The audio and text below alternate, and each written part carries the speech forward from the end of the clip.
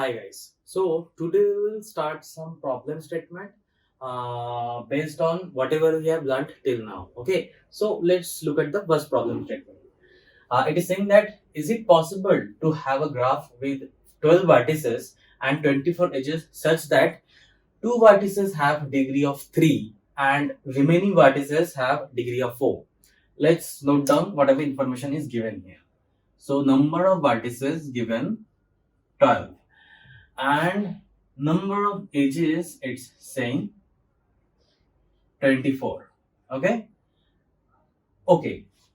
later I'm going, but the first check that you have to do something NC2, remember. So here it is given number of nodes vertices, which is 12. 12 C2 is equals to 12 into 11 by 2, which is equals to 6 into 11, 66. So maximum possible edges with 12 vertices is 66 and given number of edges is 24. That means okay, uh, till now it is possible. Till now it is possible. Correct? Did you get me? Now go further with the further information provided.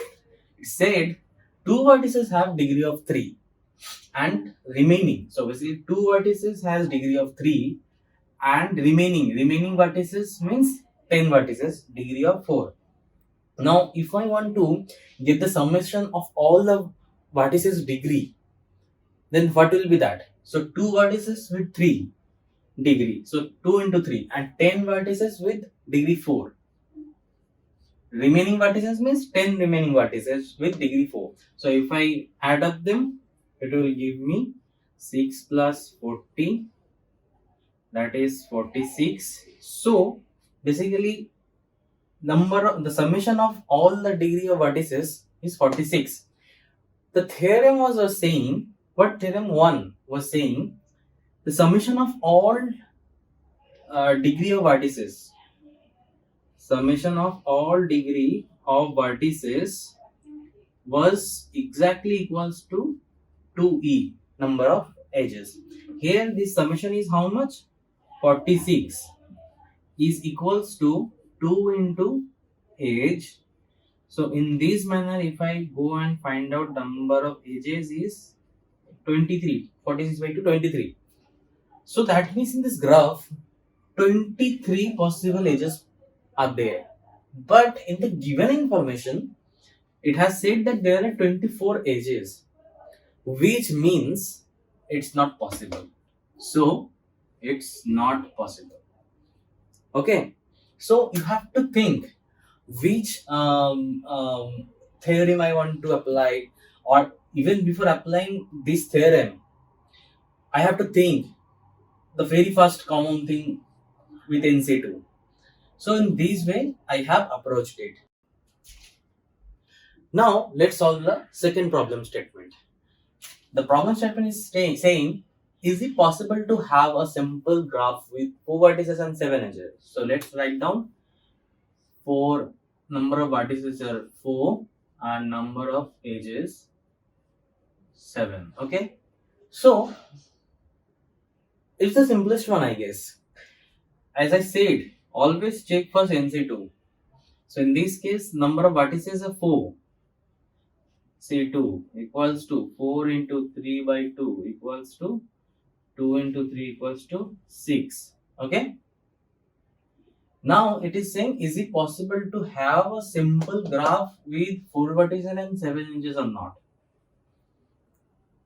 You have to understand there can be maximum 6 edges possible in this graph.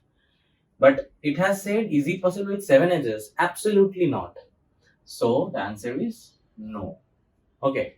Now in the same question, so you got it right with the theorem 1 and the very basic NC2. These kind of questions can come, or this kind of problem statements can be there. But think about it, there can be a slight modification. I'm intentionally giving a modification. Here the question is saying 5. Is it possible to have a simple graph with 4 vertices and 5 edges? What will it do in this case? So again, you will go and check NC2, correct? N was still 4, so it will give answer 6. Now, this 6 is not equals to 5, right? Correct. It is given 5 and the answer you are getting 6. So will you say that no, graph is not possible? No, it is possible. This was actually the maximum number of possible edges, and the edges here in the question given is 5. So I will always check whether NC2 is less than or equals to the given number of edges or not.